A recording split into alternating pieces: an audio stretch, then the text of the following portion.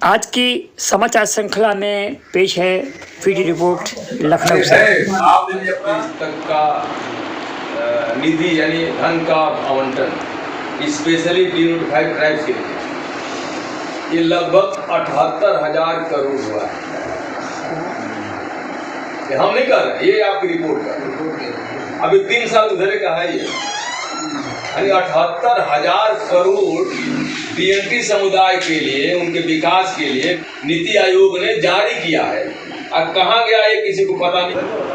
जिन लोगों ने देश को आज़ाद किया 78 साल से भटक रहे हैं सड़कों पर, उनके सवालों का जवाब नहीं है सरकारों के पास। उनके लिए आयोग बनाते हैं, बजट आवंटित करते हैं, लेकिन धरातल पर केवल ऑन पेपर। इसका मतलब ये है इनको जवाब देना चाहिए, जवाबदेही करनी चाहिए। उत्तर प्रदेश सरकार की जो गवर्नमेंट की वो पुस्तिका आती है परफॉर्मेंस बजट, उसमें करोड़ों रुपया विमुक्त जातियों के लिए बजट दिया जाता है, तो उसका कोड नंबर क्यों नहीं दिया जाता है? SC ST OBC का कोड, बजट का कोड देते हो और इसका बजट का कोड नहीं देते। की लड़ाई के लिए बोर्ड आयोग मंत्रालय बनाए जाते हैं, करोड़ों अरबों रुपया आता है, वो कहाँ जाता है? डॉक्टर रामानंद जी ने कहा कि हम आमरण अनशन पे क्यों ना बैठे, हमारी आवाज़ कैसे वहाँ तक पहुँचे। ये एक विषय जो है बहुत ही महत्वपूर्ण विषय है। और अभी हमारे यहाँ एक आमरण अनशन चल रहा था जो मेरे गाँव में चला, वहाँ मैंने ये बात को रखी, वहाँ DM SP कलेक्टर सभा है। नमस्कार, वेस्टर्न न्यूज़ से मेरा महेंद्र पाल। आज प्रदेश की राजधानी लखनऊ में समय हूँ और आज DNT प्रकोष्ठ की एक स्पेशल बैठक हुई है। DNT प्रकोष्ठ से अध्यक्ष ही समय हैं, उपाध्यक्ष ही हैं और सारा यहाँ पर जो कार्यकारिणी है, तो कुछ खास मुद्दों को लेकर के एक चर्चा हुई है और अग्रिम कार्रवाई जो है सेंट्रल लेवल पर होनी है। तो हमारे प्रदेश हमारे बीच में हैं, तो मैं उनसे चाहूँगा कि आज की सबसे पहले नमस्कार। नमस्कार सर, आज की विशेष बैठक में क्या निर्णय लिया गया, क्या किन मुद्दों पर बात हुई है? मैं कैलाश नाथ निषाद, प्रदेश अध्यक्ष DNT development foundation Uttar Pradesh.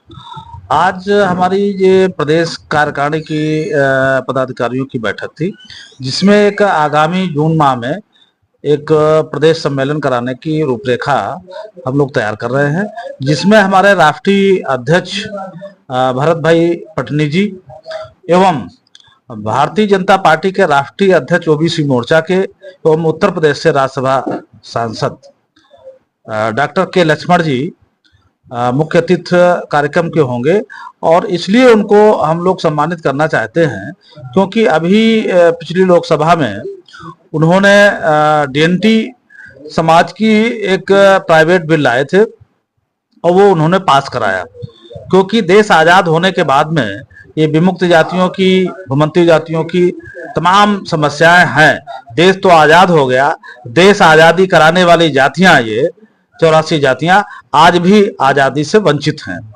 इन मुद्दों को लेकर के हम एक ज्ञापन उनको देंगे, उनकी क्या क्या समस्याएं हैं, जैसे उत्तर प्रदेश में जात प्रमाण पत्र जारी न करना, क्षेत्रीय प्रतिबंध लगाना, आश्रम पद्धति के जो 114 कार्यालय स्कूल हैं, विद्यालय हैं, उनमें DNT समाज के बच्चों का एडमिशन ना लेकर के ये जनरल समाज के और अन्य जातियों के छात्रों का एडमिशन लेते हैं, जबकि सरकार ने यह व्यवस्था की थी कि जो सर्वोदय विद्यालय के नाम से आज ये जाना जा रहा है, ये आश्रम पद्धति के नाम से पहले स्कूल जाने जाते थे, तो इनमें केवल DNT समाज के ही बच्चों को एडमिशन दिया जाना था, उनको शिक्षित करना था, जिससे उनको शिक्षित करके मुख्य धारा से जोड़ा जा सके।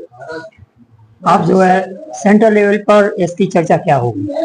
सेंट्रल लेवल पे चर्चा होना है, क्योंकि जो भी समस्याएं, जो हमारी समस्या उत्तर प्रदेश में मुक्त भूमंत्री जनजातियों की है, वो उत्तर प्रदेश से कई बार माननीय मुख्यमंत्री जी से, समाज कल्याण मंत्री से हम लोग मिल चुके हैं।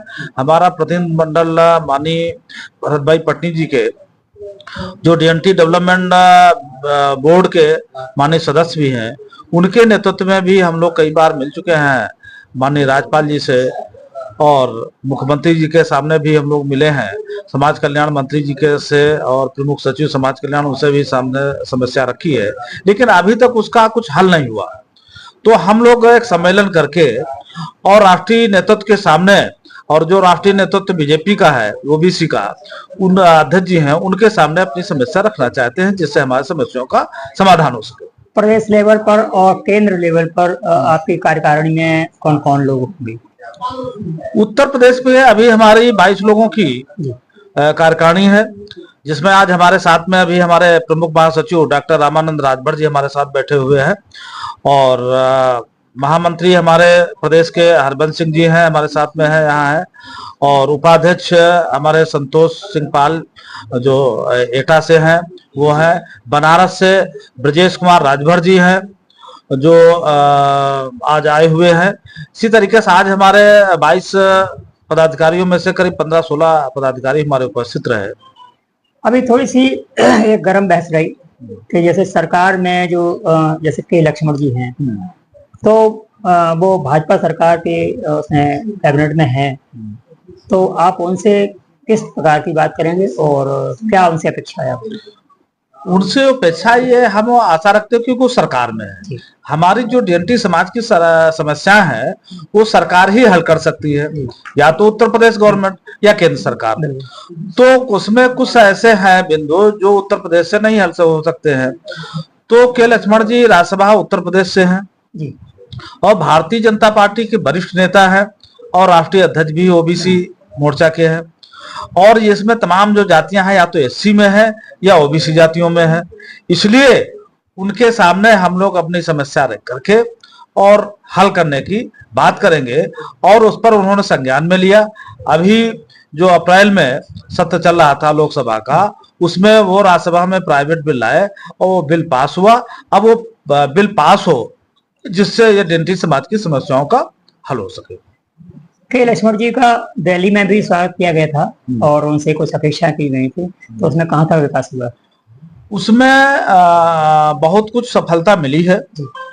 वो प्रस्ताव केंद्र सरकार के पास गया है कि ये इस पर अधिसूचना जारी इस पर किया जाए। जो बिल पास हुआ है विमुक्त जातियों के लिए, उनके तमाम जैसे शिक्षा है, प्रमाण पत्र की समस्या है, रोजगार है, आवास है, इन तमाम बिंदु उसमें उल्लेख है, और वो अगर लागू हो जाता है तो ये समाज की डीएनटी समाज की समस्याओं का निराकरण हो जाएगा। प्रदेश में जो बड़ा उलझाने वाला प्रश्न है जो सर्टिफिकेट का मामला, सबसे बड़ी समस्या जो सर्टिफिकेट वो उत्तर प्रदेश में जारी न करना। धन्यवाद। और हमारे साथ और भी हैं सर, अपना परिचय दीजिए पहले। और डॉक्टर रामानंद राजभर, जनपद मऊ। मैं उत्तर प्रदेश की कार्यकारिणी डीएनटी डेवलपमेंट फाउंडेशन का मैं प्रमुख महामंत्री हूं। हमारे बगल में हमारे बड़े भाई डॉक्टर डी आर वर्मा जी हैं जो राष्ट्रीय कार्यकारिणी के मेंबर हैं, और हमारे दूसरी तरफ अध्यक्ष जी महोदय हमारे हैं। आज की इस बैठक में मुख्य विषय तो यही हमारा था कि माननीय के लक्ष्मण साहब जो हमारे लिए, पूरे भारत की डीएनटी के लिए जो उन्होंने विधेयक लाया है राज्यसभा में, और विधेयक को मंजूरी भी मिल गई है, तो उस विधेयक की मंजूरी की खुशी में कि ऐसे नेतृत्वकर्ता को हम क्यों न अपने मंच पर उनका सम्मान करें, जैसा कि दिल्ली भी हम लोगों ने किया था। अब यहाँ उत्तर प्रदेश की बारी है तो उत्तर प्रदेश में उनका सम्मान हो, इसीलिए हम आज हमारे अध्यक्ष जी के निर्देशानुसार हम लोग आज एकत्रित हुए हैं। अभी सम्मेलन की जो तारीखें और स्थान है, तारीखें तो लगभग तय अभी नहीं है, लेकिन एक डिसाइड दे दिया गया है पटनी साहब को जो हमारे अध्यक्ष हैं राष्ट्रीय। अब हम बनारस या लखनऊ इन दोनों जगहों में कहाँ सुटेबल, कहाँ अच्छा होगा, ये हम चाह रहे हैं। लेकिन कुछ हमारे डीएनटी समुदाय की बहुत सारी समस्याओं का जड़ बनारस बना हुआ है, इसलिए हम चाहते हैं, हमारा पर्सनल निवेदन है कि क्यों न हम इस अपने सम्मेलन को माननीय के लक्ष्मण साहब के सम्मान के साथ सम्मेलन को हम प्रदेश अध्यक्ष जी के देख रेख में बनारस में ही करें। इस पर हम लोग अभी मंथन कर रहे हैं और इसी को लेके हम लोग आगे भी जल्दी तय करेंगे, पटनी साहब से मिलेंगे और डेट निश्चित करेंगे। और लखनऊ की अपेक्षा चूंकि ये राजधानी है, हम बनारस करते हैं तो एक हमारा संदेश और भी जाएगा इंटरनेशनल, जो भारत के अलावा विदेशी मीडिया में भी जाएगा कि प्रधानमंत्री जी के क्षेत्र में डीएनटी समुदाय का और डीएनटी समुदाय के लिए जो विधेयक लाए हैं राज्यसभा में, के लक्ष्मण साहब का, जो उत्तर प्रदेश से राज्यसभा के मेंबर हैं, उनका सम्मान हो रहा है। ये हमारे लिए बहुत सौभाग्य और गौरव की बात होगी। और आगे चाहिए जी, इसीलिए हम लोग सोच रहे हैं कि लखनऊ की अपेक्षा हम इसको बनारस में करें तो हमारे लिए और अच्छा। हमें देखिए, सरकार कोई भी रहे, हमें चाहिए डीएनटी का लाभ कैसे हो। तो अभी ये सरकार 9 साल हो गया, भारत में सरकार 12 साल हो गया। अभी जो हमें उत्तर प्रदेश के लोगों के डीएनटी के लिए चाहिए, ऐसा अभी कुछ हुआ नहीं है। लेकिन आशा लगाए हम बैठे हैं और निवेदन प्रत्यावेदन हर उस कुर्सी तक पहुंचा रहे हैं कि उत्तर प्रदेश के डीएनटी को भी वो सारी सुविधाएं मिलनी चाहिए जो उनका हक है, अधिकार है। इसीलिए हम इस आयोजन में, आज की बैठक में इस विषयों पर चर्चा किए हैं, सम्मेलन और सम्मान। जी, अभी हम प्रदेश कार्यकारिणी से बात कर रहे थे और अब इसमें राष्ट्रीय लेवल के भी लोग सम्मिलित हैं। Doctor D.R. वर्मा जिसको कार्यकारिणी राष्ट्रीय लेवल की कार्यकारिणी में भी प्रतिनिधित्व कर रहे हैं, तो हमारे बीच में आए हैं। तो इसका निष्कर्ष क्या निकला और केंद्र में जाकर के क्या सिफारिश करेंगे, इस बात पर हम बात करेंगे डॉक्टर D.R. वर्मा जी से। Doctor D.R. वर्मा जी हमारे बीच में हैं, जो फिरोजाबाद से आए हुए हैं। प्रदेश और केंद्र को जोड़ने की एक परंपरा निभा रहे हैं। सर, सबसे पहले आपका स्वागत है और सबसे परिचय। और मैं डिस्ट्रिक्ट फिरोजाबाद से डॉक्टर D.R. वर्मा, राष्ट्रीय सदस्य DNT development board of India. आज उत्तर प्रदेश की राजधानी लखनऊ में हम अपने डेवलपमेंट बोर्ड के यूपी स्टेट के प्रेसिडेंट कैलाश नाथ निषाद जी और प्रमुख महासचिव डॉक्टर रामानंद राजभर जी, इनके साथ में इनके वाइस प्रेसिडेंट संतोष पाल जी और ब्रजेश कुमार राजभर जी एवं अन्य पदाधिकारी यहाँ पर उपस्थित रहे। हमारा मुख्य उद्देश्य आज की मीटिंग का ये है कि उत्तर प्रदेश में जो डीएनटी समुदाय के साथ सोशल जस्टिस नहीं हो पा रहा है, काफी संघर्षों के बाद भी सरकार के कर्मचारी जो नौकरशाही है वो भेदभावपूर्ण अपना रही है। इसको लेकर के हमने अपनी बात को भारत सरकार का जो डीएनटी डेवलपमेंट बोर्ड है उसके जो मेंबर हैं भरत भाई पटनी जी, उनके सब प्रयासों से माननीय राज्यसभा सांसद के लक्ष्मण जी, जो पिछड़ा वर्ग के राष्ट्रीय अध्यक्ष भी हैं बीजेपी के, उनके माध्यम से एक जो है राज्यसभा में विधेयक पास कराया गया है कि इन जनजातियों के लिए परमानेंट कमीशन और संवैधानिक संरक्षण होना अनिवार्य है। इसको लेकर के हमारे अंदर बड़ा हर्ष है, खुशी है, जिसको लेकर के उनको बुला करके उनका सम्मान स्वागत करेंगे और उनके सामने अपनी ये दर्द बताएंगे कि जो सन 70 तक हम लोगों को सरकारी सेवाओं में और शिक्षा में जनजाति का लाभ दिया जाता था, उसको 70 के बाद बंद कर दिया गया, प्रमाण पत्र बंद कर दिए गए।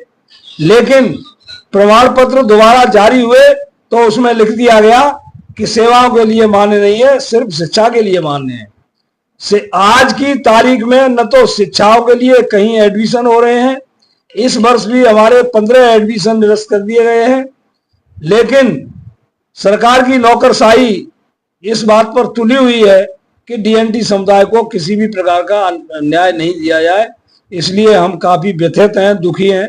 इस विषय को लेकर के प्रांतीय अधिवेशन का आयोजन किया जाएगा और उसका स्थान अभी डिसाइड होगा, या तो प्रदेश की राजधानी लखनऊ में होगा या फिर माननीय प्रधानमंत्री जी के लोकसभा क्षेत्र बनारस में होगा, और शीघ्र ही ये डिसाइड करके हम अपना डेट फाइनल करेंगे। धन्यवाद, जय हिंद। इसके साथ ही पूर्वांचल की क्या स्थिति है, पूर्वांचल की क्या पुकार है, जनता की आवाज है। हमारे बीच में पूर्वांचल से जो प्रदेश उपाध्यक्ष जी हैं, पहले अपना परिचय बताएं। मैं Brajesh Rajbhar, DNT development foundation का मैं प्रदेश उपाध्यक्ष हूँ। सर, पूर्वांचल में काफी हलचल मची हुई है। सरकार और प्रदेश और हमारे डीएनटी प्रकोष्ठ के जो पदाधिकारी हैं, जनता है, बहुत कुछ हलचल है और आपसे ज्यादा कोई नहीं जान सकता क्योंकि आप वहाँ के निवासी हैं। तो थोड़ी सी स्थिति बताएं वहाँ की और क्या हो सकता है डीएनटी कार्यकारिणी से द्वारा। देखिए, डीएनटी कार्यकारिणी से बहुत उम्मीदें हैं। आज़ादी के 79 साल बीत गए जी।